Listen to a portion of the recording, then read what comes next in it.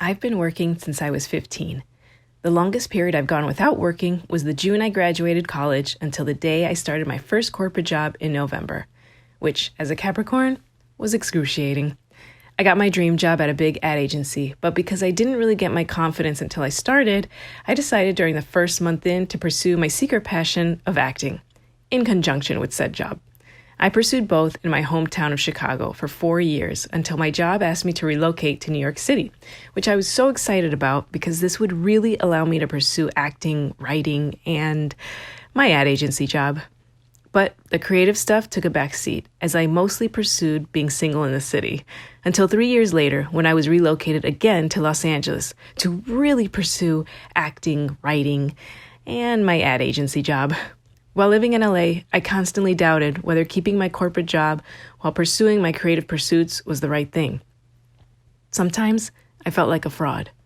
Other times, I was convinced I was doing the right thing. I mean, I was quite the opposite of a starving artist, but creative opportunities would also pass me by because of my daytime commitments. I could never really give 100% to anything. But that voice in my head would always say, "You have nothing to complain about. You have a great job, a great husband, a home where the sun is always shining. What do you have to complain about?" It ended up taking me 10 years to muster up the courage to change my situation. Because I wasn't really fully ready to quit, on January 1st, 2019, I asked to go freelance. And on January 4th, my job said yes. And during that time, I was able to work on what I really loved with the all-Latina and women of color theater company I'd been with for years. We even produced one of our biggest projects to date, an audiobook of performances published by Audible. It released on April 27, 2019, and just a week later, I was released from my job without warning. It was the first time in my adult life that I found myself without a job or a plan. I immediately and unexpectedly found myself feeling what I was only able to describe then as sad. "But why?" said the voice again. "This is what you wanted.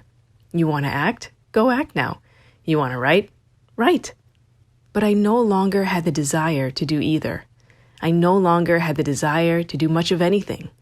I never realized how much of my identity depended on working several jobs at a time and doing it all. I hated not knowing what to do, but I hated not wanting to do anything even more. "I think you're feeling depressed," my friend Alex from our theater company said. No. Does someone who feels depressed go out and buy groceries? Does someone who feels depressed chat up neighbors? Because I am not depressed. I mean, does someone who feels depressed find themselves wishing they could be anywhere but here? Does someone who feels this way wonder if they ever amounted to anything at all? I lost my job. It wasn't the end of the world. I'll just get a new one. But do I want to? Should I want to? Do people who feel this way find everything to be so damn difficult? I may not have felt like doing much of anything at all, but because I have the inability to let anyone down, my depressed ass got on a plane a week later with my theater company to work on a show in Portland, Oregon. Together, the girls and I explored and drank everything this pine tree-filled city had to offer. At this point, you should know something about me. I grew up on concrete. I hate hikes. I like being near the water but not in it, and have never done anything that resembled the godforsaken activity of camping. But even with all the distractions, I still found myself at any given moment fighting back tears. The morning of the show, I woke up hoping that I would feel better. But instead, I woke up with the same gray clouds looming over me on a bright sunny day. I was desperate to feel better, if only for the day. Just then, I remember, there's this famous bakery 20 minutes away. I'm obsessed with sweets, so this will definitely give me a lift. Off I went, and in between being buried in my phone and buried in sadness, I'd look up and find myself surrounded by those pines again. They sure were tall. I get to the bakery and have the most delicious lavender vanilla cupcake, and as I took my first bite, I felt sad. And it made me even more sad knowing that not even this cupcake could make me happy. I was desperate to get out of this funk, even just for an hour. Out of ideas, I did something I hadn't done in a very long time. I sat there and waited. I made myself still. not just physically, but every part of me, still. I turned inward to myself, and instead of letting my mind answer, I listened deeper. After a few minutes, I heard a whisper. Go to the trees. I got up and asked the cashier where the nearest park was and headed in that direction. At the start of every block, I could feel my eyes burning, begging to swell from tears again.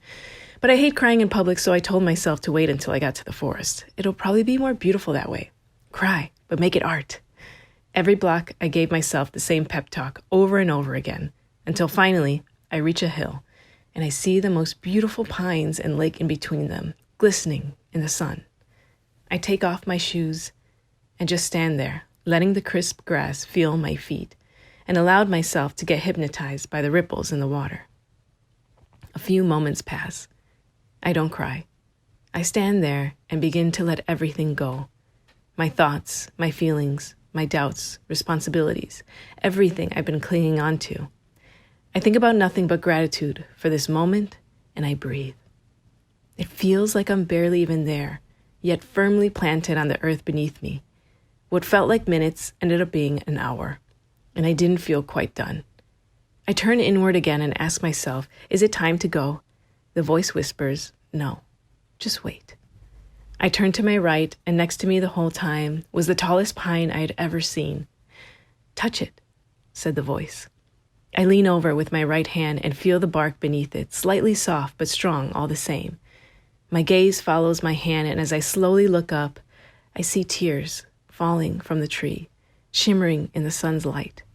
Clear sap slowly trailing down inches from my fingertips. And once again, I'm listening, and this time, it's the tree that's speaking. Don't cry, my child, for I will cry for you. And in that instant, I understood something I was never even looking for, our connection to the earth around us, and how much this planet takes on for us.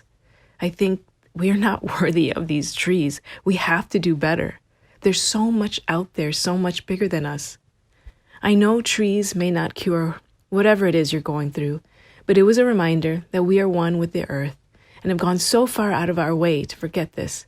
Nature heals if we let it, but only if we protect it. That night, we had a great show. That night, I booked a bunch of things and even got a freelance job. Today, I don't have it all figured out, but I'm slowly getting more and more clarity, and those clouds have become less and less frequent.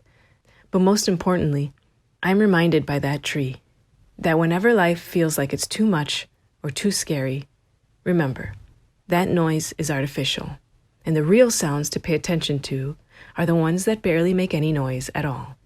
The sway of a palm, the roll of an ocean wave, or the beat of your own heart. For they have the answers if you just listen.